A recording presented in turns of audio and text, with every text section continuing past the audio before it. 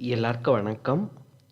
அணு ஆயுதங்களை தயாரிப்பதாக குற்றச்சாட்டு உள்ளிட்ட காரணங்களை முன்வைத்து ஈரான் மீது அமெரிக்கா, இஸ்ரேல் படைகள் நடத்தி வரும் தாக்குதலால் சம்பந்தப்பட்ட 3 தேசங்களை தாண்டி மத்திய கிழக்கு மற்றும் வளைகுடா நாடுகள் அனைத்துமே பதற்றத்தில் திணறுகின்றன.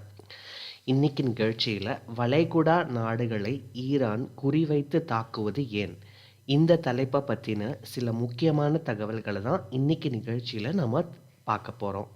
வாங்க இன்னைக்கு நிகழ்ச்சிக்குள்ளே போகலாம்.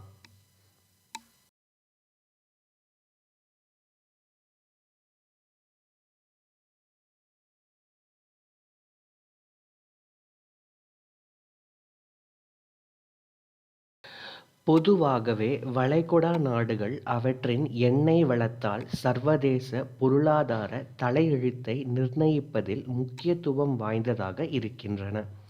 கூடவே அவற்றின் கலாச்சார பாரம்பரியமும் மத ரீதியான அடையாளங்களும் அதை ஒட்டிய உள்நாட்டு சச்சரவுகளும் அவற்றை எப்பவுமே ஊடக வெளிச்சத்தில் வைத்திருக்கின்றன.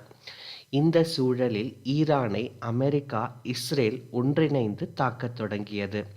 பதிலுக்கு ஒரே நேரத்தில் 120க்கும் மேற்பட்ட ஏவுகணைகளை ஈரான் வீசியது. இஸ்ரேல் அயர்ன் டோம் என்று அதன் வான் பாதுகாப்பு கவசத்துக்கு பெயர் வைத்து பீற்றிக்கொள்ளும் நிலையில் ஏற்கனவே அதை ஹமாஸ்கள் பதம் பார்த்து போக இப்போது ஈரானும் துவம்சம் செய்து வருகிறது. கிட்டத்தட்ட 35க்கும் கூடுதலான ஏவுகணைகளை இஸ்ரேல் இடைமறிக்கும் ஏவுகணைகளையும் தாண்டி இஸ்ரேலிய இலக்குகளில் இறக்கியுள்ளது ஈரான்.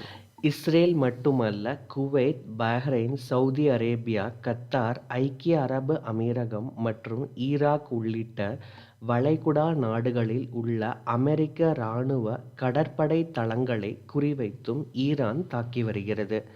ஈரானுக்கு ஆதரவாக இஸ்ரேலை தாக்கிய மத்திய கிழக்கு நாடான லெபனான் மீது இஸ்ரேல் பதில் தாக்குதல் நடத்தியுள்ளது. வளைகுடா நாடுகள் மீதும் ஈரான் தாக்குதல் நடத்த முக்கிய காரணம் அவற்றுக்கும் அமெரிக்க இராணுவத்திற்கும் உள்ள நெருக்கம்.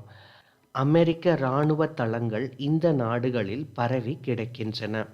அங்கிருந்து கொண்டு பாதுகாப்பு கண்காணிப்பு, இராணுவ தளவாடங்களை கையாளுதல் மற்றும் பிராந்திய பாதுகாப்பு ஒத்துழைப்புக்கு அமெரிக்காவின் முக்கிய பங்கு என்ற போர்வையில் தனது கால்களை வலுவாக ஊன்றியுள்ளது அமெரிக்கா.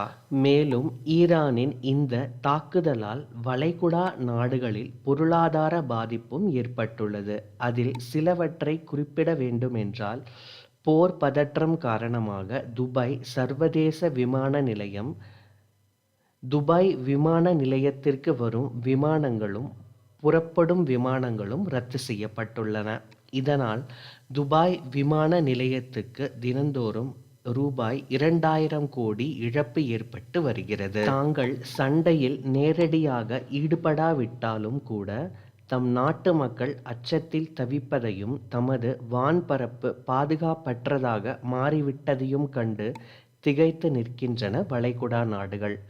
மத்திய கிழக்கு வளைகுடா நாடுகளை பொறுத்தவரை அருகருகே இருத்தல் என்பது ஆபத்துக்கும் அருகிலே இருத்தல்தான். அமெரிக்கா மற்றும் இஸ்ரேலின் கூட்டு தாக்குதலில் ஈரான் உச்ச தலைவர் அயதுல்லா அலி காமேனி கொல்லப்பட்டதை அடுத்து பதிலடி கொடுக்கும் நோக்கில் ஈரான் இராணுவம் குவைத், சவுதி அரேபியா, கத்தார் உள்ளிட்ட வளைகுடா நாடுகளில் உள்ள அமெரிக்க இராணுவ தளங்களை தாக்கின. அதே சமயம் இஸ்ரேல் மற்றும் அமெரிக்க கூட்டுப்படைகள் ஈரானையும் தாக்கின. மாறி மாறி நடத்தப்படும் தாக்குதல் காரணமாக பொதுமக்கள் அச்சத்தில் இருக்கும் சூழலில்தான் உலகளாவிய எரிசக்தி பாதையான ஹர்மூஸ் நீர்சந்தி வழியாக செல்லக்கூடாது என ஈரானின் இஸ்லாமிய புரட்சிகர காவல்படை அதாவது IRGC எச்சரிக்கை விடுத்துள்ளது.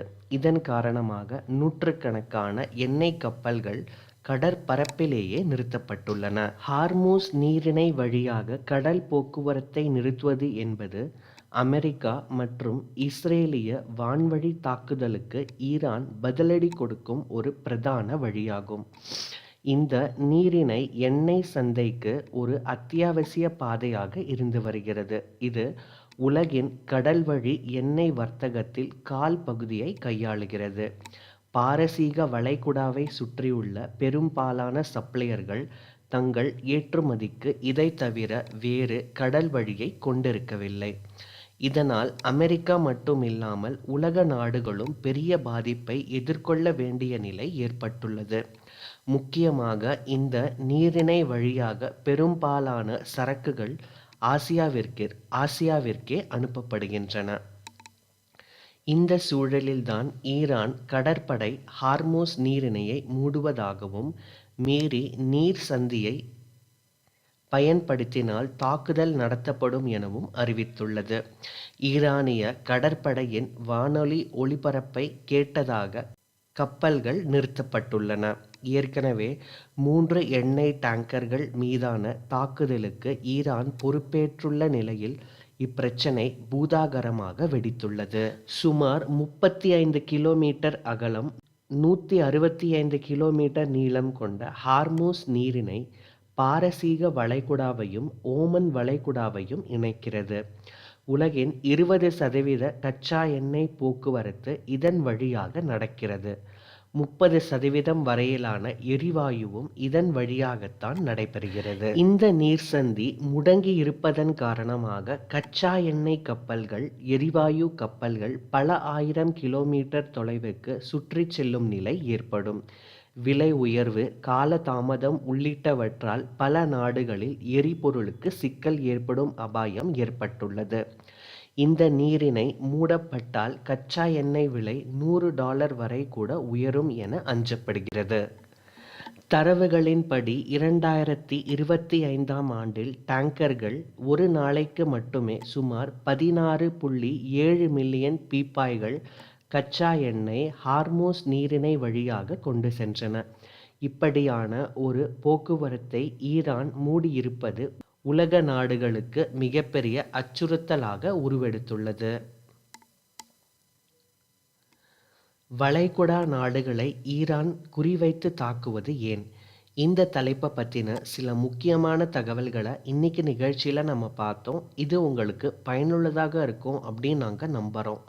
இந்த காணொளியை உங்கள் உற்றார், உறவினர்கள், நண்பர்கள் எல்லாருக்கும் பகிர்ந்துக்கோங்க. என்னோட சேனலை சப்ஸ்கிரைபும் பண்ணுங்கள்.